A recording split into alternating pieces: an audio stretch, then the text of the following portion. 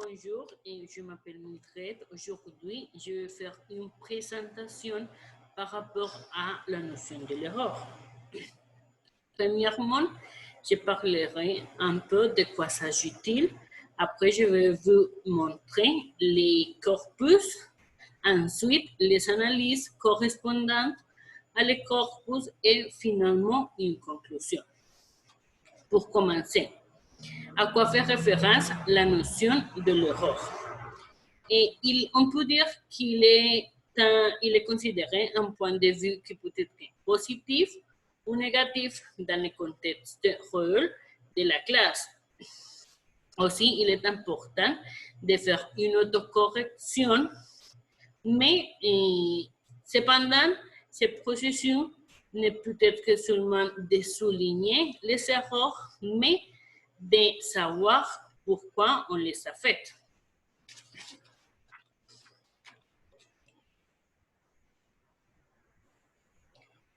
Mais quelle est la différence entre les fautes et l'erreur? Selon la Rouille 2003, en didactique de langues étrangères, les fautes correspondant à des erreurs de type lapsus, inattention ou fatigue que l'apprenant peut corriger. Par exemple, l'oubli des marques, des pluriels, alors que le mécanisme est maîtrise. Aussi, il dit que les erreurs sont relevantes d'une méconnaissance de la règle de fonctionnement. Par exemple, accorder le pluriel du cheval à un cheval lorsqu'on ignore qu'il s'agit d'un pluriel irrégulier. Mais ça veut dire qu'une faute, c'est quand, par exemple, on a oublié quelque chose que nous savons déjà. Au contraire, l'erreur est quand on ne connaît pas peut-être que la règle ou la forme correcte décrite.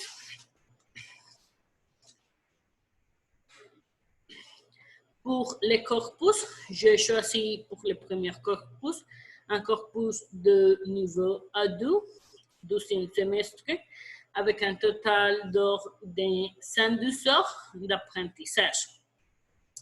Et la consigne, c'est d'écrire une autobiographie tenant compte les thèmes et le vocabulaire de la leçon 5, environ 100 mots. Pour l'analyse de cette texte, on trouve trois types d'erreurs et 2 erreurs de morphosyntaxe. Dans la ligne 1, c'est une erreur où il manque l'accent, c'est une erreur intralinguale avec l'interférence de la langue maternelle. Et dans la ligne 3, cette erreur intralinguale, il y a une application incomplète de la règle, tenant compte qu'il y a une mauvaise conjugaison. Et aussi, on trouve 4 fautes d'orthographe. Dans ce cas, ils sont des fautes. Et dans la ligne 2, dans la ligne 2 et 3, il manque un accent, son erreur intralinguale, et peut-être que pour l'oubli. Et dans la ligne 6, c'est une faute qui est intralinguale, il y a une application incomplète de la règle. Aussi, on trouve une erreur de lexique. Dans la ligne 3, c'est une erreur interlinguale où il y a une interférence dans la langue étrangère, dans ce cas de l'anglais.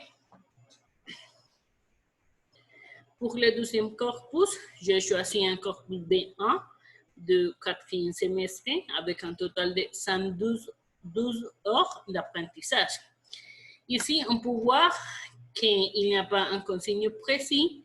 Cependant, on déduit qu'il s'agit de faire une analyse d'un tableau. Dans ce cas, c'est les tableaux intitulés L'écrit par Edvard Munch.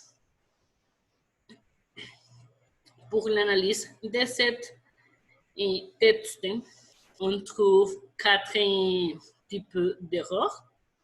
On trouve 6 erreurs d'orthographe dans la ligne 1 et dans la ligne 7.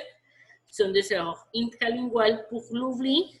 Dans ce cas, ce sont des fautes intralinguales pour l'oubli où il manque l'accent. Aussi, pour la ligne 6, 7 et 13, sont des fautes où il y a une mauvaise écriture de mots. Sont des fautes aussi intralinguales. Pour la syntaxe, on trouve 3 erreurs. Dans la ligne 2, on détecte qu'il manque la préposition. C'est une faute interlinguale avec l'interférence de la langue maternelle. Et pour la ligne 3 et 9, sont des fautes intralinguales où il y a une mauvaise utilisation de les genres. Pour les erreurs de morphologie, on perçoit qu'il y a 2 erreurs de morphologie. Dans la ligne 3 et dans la ligne 15, sont des fautes intralinguales où il y a une mauvaise conjugaison. Pour finir, on voit qu'il y a 2 erreurs de lexique dans la ligne 12 et dans la ligne 14, sont des erreurs interlinguales et avec l'interférence de la langue maternelle. Pour conclure, on peut dire que les erreurs plus fréquentes qu'on regarde ou qu'on a trouvées sont des erreurs de type d'orthographe. Dans ce cas, on propose des activités de systématisation où l'étudiant doit réfléchir sur les points, sur ce qu'il est en train d'apprendre et sur ce qu'il ne connaît pas.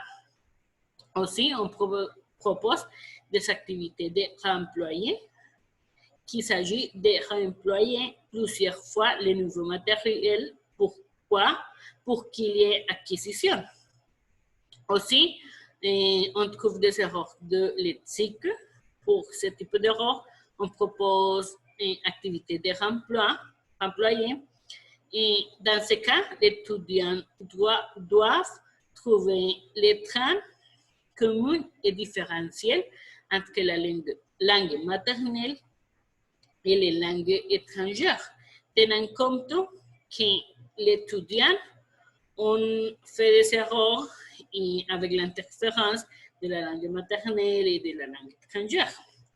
Finalement, pour les erreurs de syntaxe, morphologie et morphosyntaxe, on propose une activité de systématisation et activité de conceptualisation, où l'étudiant doit réfléchir sur les langues et l'apprentissage de langues.